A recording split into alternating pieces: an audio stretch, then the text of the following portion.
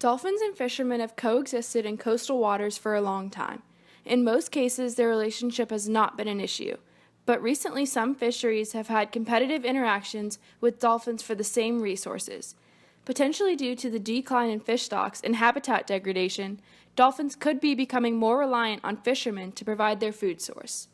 This food source can include excess non-targeted fish tossed overboard after a haul of nets known as bycatch, as well as fish from within the nets when they are submerged in the water. Shrimp fishing is an extremely important aspect in the culture of coastal areas. In some areas, like Bayou La Batterie, religious ceremonies are even conducted, marking the start of the fishing seasons. The blessing of the fleet occurs once a year at the beginning of each fishing season, where God is publicly acknowledged and asked for a bountiful harvest, as well as the safety of the men at sea. In other regions, festivals dedicated to the shrimp types collected from the trawling have become a big part of the local economy. For example, the annual National Shrimp Festival in Gulf Shores, Alabama, occurs over the course of 4 days and has been a tradition for 45 years, attracting over 300,000 people each year. During this festival, over 200 pounds of shrimp are sold each day, making it an important event for shrimpers, locals, and visitors. These traditions and practices bring communities together, creating a cultural landscape that defines their daily lives and the importance of shrimp in these regions. While the shrimping industry obviously has very strong roots in the region, it is suffering tremendously. Many boats were destroyed in Hurricane Katrina that potentially removed up to one-half of the existing fleet at the time.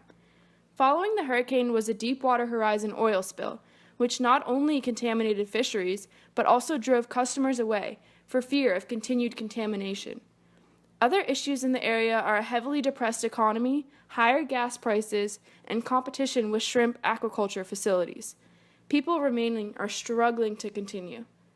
Added to these problems, increased interaction with dolphins is providing additional pressure. When attempting to gain access to fish, dolphins will aggressively rip nets. Fishermen have taken drastic measures, such as purchasing more protective and expensive equipment. But when this doesn't work and they feel they have no other options, fishermen resort to shooting and killing these dolphins. Ray Fisher, a local shrimper in Bayou La Batterie, Alabama, knows all too well the effects dolphins are having on this industry. Many a night we have to come in, dolphins eat us. That's It's so bad. Yeah, dolphins eat our nets up. We have to come in. Yeah. You might go out and make 2 pushes and they eat your nets up so bad you have to quit and come in and Wow. maybe patch all day. Jeez. How often does that happen? Well, all the time. Yeah. You don't really know it. Yeah. It don't happen every night, but Right. pretty well every night you get a bunch of bites. But them nets right there, Dyneema, that's made out of stuff like that. Bulletproof vest is made out of. Wow. And they can bite it, But they won't but share it? But yeah, sometimes, Yeah. but not like it would a nylon net or plastic net.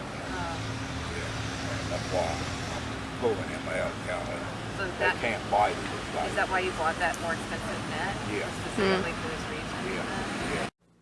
Adding to the complexity of this issue is the fact that dolphins have become trained by fishermen, family, and friends to take handouts, such as bycatch thrown overboard from the shrimping vessels.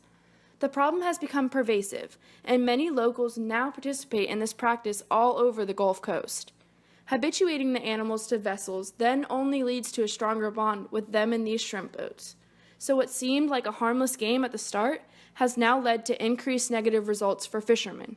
This makes it imperative that people understand feeding of wild dolphins changes their natural foraging behaviors and has repercussions that may not be apparent immediately.